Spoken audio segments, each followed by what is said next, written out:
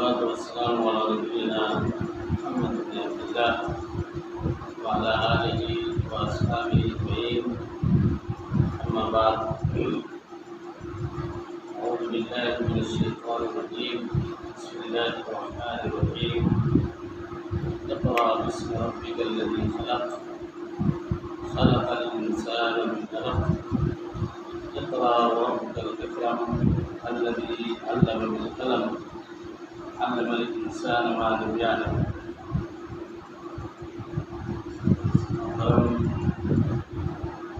حاضرین مجلس اور حاضر کو تسکین سے رکھنے والے احباب، آج تاریخ 2 ستمبر 2023 عیسوی، روز سنیچر، جامعہ امام ابن تیمیہ کی جانب سے 4 علماء کرام پہ مشتمل یہ وفد آپ لوگوں کے سامنے حاضر ہے، موجود ہے۔ اس وقت میں میرے ساتھ فضیلۃ الشیخ نور الاسلام مدنی حافظ اللہ، جو میرے بائیں طرف تشریف فرما ہے، اور میرے دائیں طرف فضیلۃ الشیخ آصف تنویر مدنی حافظ اللہ، اور ان کے بازو میں فضیلۃ الشیخ عاشق بشیر مدنی حافظ اللہ۔ یہ علماء اس بستی میں اس لیے آئے ہیں کہ ہم آپ کے سامنے اللہ تبارک و تعالیٰ کا پیغام، خاص طور پہ توحید کی دعوت، توحید کا پیغام آپ حضرات کے سامنے پیش کر سکیں۔ میرے بھائیوں،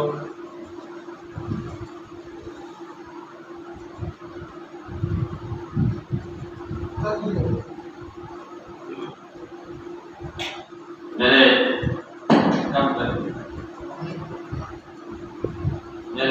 بھائیوں اور عزیز بچوں اور بچیوں، یہ بات ہم سب کو معلوم ہے کہ اللہ رب العالمین نے ہمیں اس دنیا میں اس لیے پیدا کیا تاکہ ہم اس اللہ کی عبادت کر سکیں اور اس کے ساتھ کسی کو شریک نہ کریں، اور اس کے لیے ایک اللہ کی عبادت کے لیے، اللہ کو ایک جاننے کے لیے اور صحیح طریقے پہ اس کی عبادت کے لیے جو سب سے زیادہ ضروری چیز ہے وہ ہے علم۔ قرآن مجید میں اللہ تبارک و تعالیٰ نے ارشاد فرمایا کہ فَاعْلَمْ أَنَّهُ لَا إِلَٰهَ إِلَّا اللَّهُ، کہ اے لوگوں، سب سے پہلے اس بات کو سمجھو، جانو کہ اللہ کے علاوہ کوئی معبود نہیں ہے۔ امام بخاری رحمۃ اللہ علیہ نے اپنی مشہور کتاب صحیح بخاری میں اس آیت کے حوالے سے یہ لکھا ہے کہ قرآن مجید کی آیت سے یہ بات معلوم ہوتی ہے کہ اللہ کی وحدانیت اور اس سے متعلق معلومات کے لیے سب سے پہلے ہمیں علم حاصل کرنا ہوگا۔ اس کا مطلب یہ ہوا کہ علم اللہ تعالیٰ کی معرفت کے اوپر مقدم ہے۔ علم کے بغیر ہم اللہ کو نہیں جان سکتے اور اللہ تبارک و تعالیٰ کی عبادت صحیح طریقے سے نہیں کر سکتے۔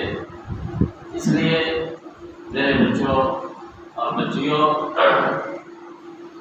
ہم آپ سے یہ کہنا چاہتے ہیں کہ اللہ تبارک و تعالیٰ نے آپ کے پاس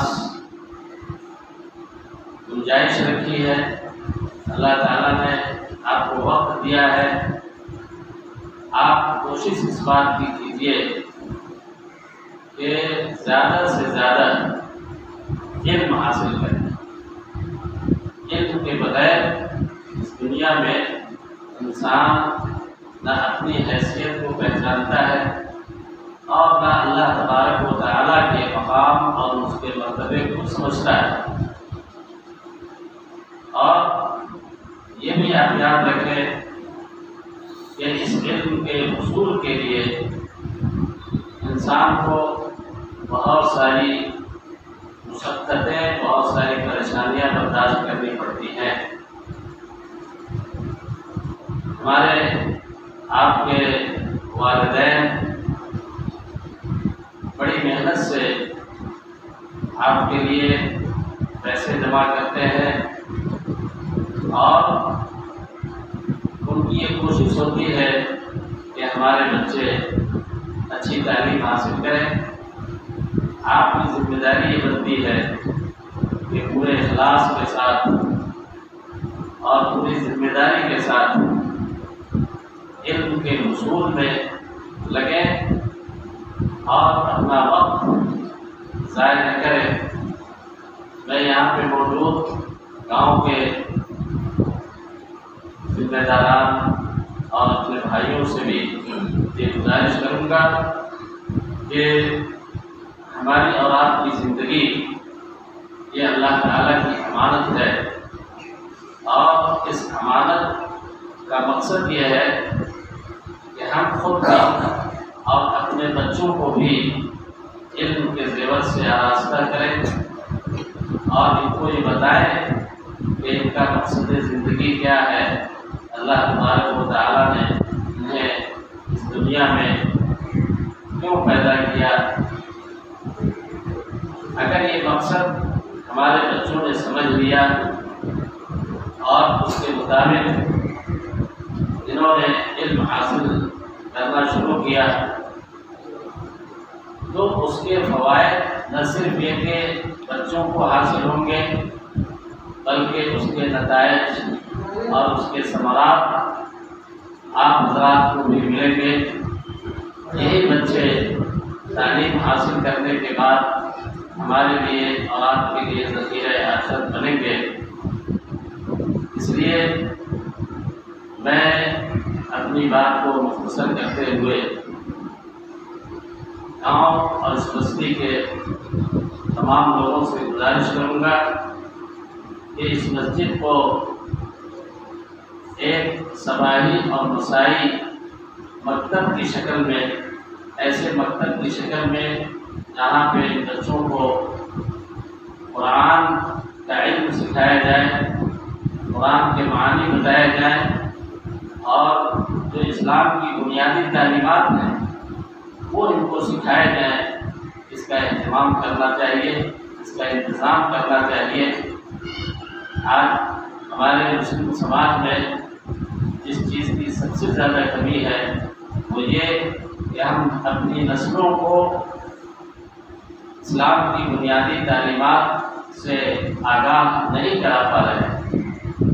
بچے سادہ کاغذ کی طرح ہوتے ہیں، ان پہ جو نقش ہم بنائیں گے وہی نقش زندگی میں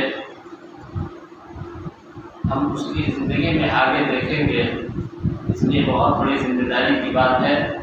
اللہ تبارک و تعالی ہمیں اس کی توفیق عنایت فرمائے اور اللہ تبارک و تعالی ہمیں اپنی معرفت اور اپنی عبادت کے لیے جس علم کی ضرورت ہے اللہ تعالی ہمیں اسے متعین فرمائے۔ وصلی اللہ تعالی علی نبینا محمد وعلی آلہ وصحبہ وسلم۔